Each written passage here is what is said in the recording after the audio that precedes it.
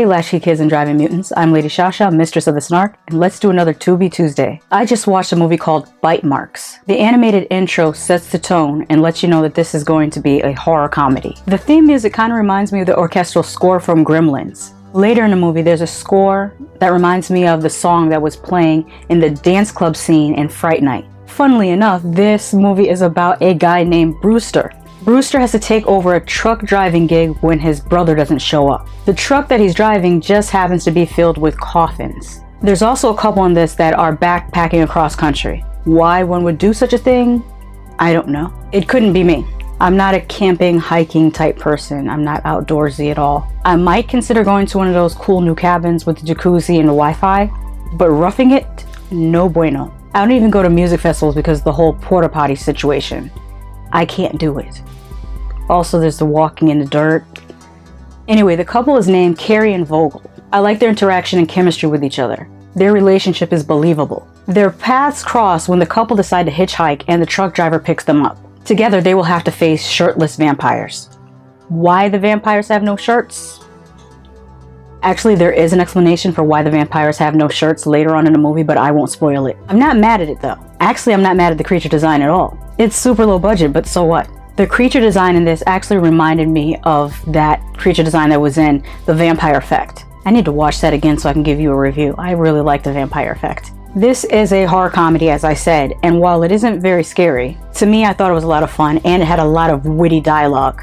My favorite scene was when they were trapped in the cab of the truck and they were discussing how to get out of their situation using their knowledge of horror movies. They mentioned how vampire and zombie movies both make up their own lore and how a lot of times it's very contradictory. There's some really creative writing in this. I'm gonna spoil one scene because I just think it's so cool. One character has a seizure and the only water they could find to give this character just happens to be holy water. So later on, when this character is evacuating their bladder, they get attacked by a vampire. And when the vampire is hit by the urine, which was formerly holy water, you know what's gonna happen. I thought that was very clever and comical. There is a cameo of an actor who is famous for being in an 80s horror movie. It was a lot of fun and I really liked it. This was shot on digital, not film, but the camera work and shot composition wasn't bad at all. They weren't all up in people's faces, up their noses, you know how I hate that. This movie was alright. Not amazing, but not bad either. Just a really fun, low-budget vampire flick. What they lacked in budget, they made up for in gross-out scenes and decent gore. It's a bit of a love letter to vampire movies, actually, because it references other vampire movies, and if you're not familiar with them, you might miss those nods. That said, you don't necessarily need to know those movies to enjoy this one. It's just a bonus feature. I also found another vampire movie on Tubi, and I'll be back in a moment to tell you all about that one.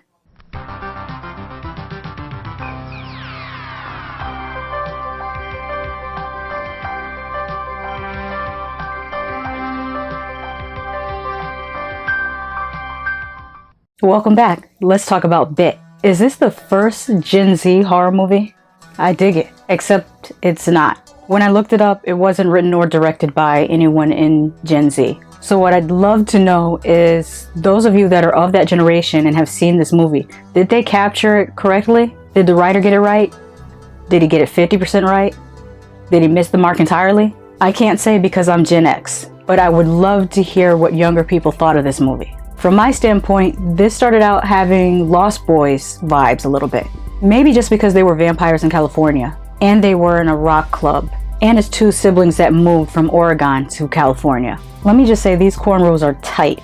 I approve. Also, her white leather jacket and boots with the plaid pants, it's a look. I like each of their looks, actually. They each look distinct, and I like that. That's one of the things I complained about in Terrifier. There was like 3 actresses in that movie, and I couldn't tell them apart. Also, this young actress that plays Izzy reminds me of this actress from Get Out and The Purge. But the star of this movie is Nicole Maines, who plays Laurel, and she does a great job. I was rooting for her. I love, love, love the flashback sequence that told Duke's story. I loved seeing her in the 70s, then in the punk scene, then in the disco scene. The one thing I sort of didn't get was the vampires smoking and doing coke and heroin.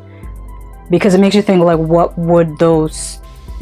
effect would those things have on a vampire? I mean, couldn't they just drink the blood of a coked up person? Or a heroin addict? I would be remiss if I did not mention that I like how in this movie they do have one scene that identifies Laurel as a trans character, but it's only just the one scene, and then it's no longer a factor in the movie. She just is who she is. And it's also awesome how the vampires just accepted her, even though they did not accept males at all. Like, the one big plot point in this is that this is a group of female vampires that they feed off of men, and they don't think that men should have the power to be vampires. So there's just one scene where she kind of lets them know, hey, I know you hate males.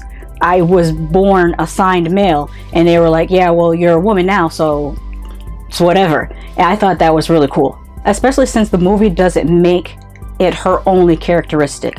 One thing that I think a lot of films do wrong when it comes to LGBTQIA plus representation. Okay, I'm just gonna say the alphabet squad, because didn't that seem really long for me to say?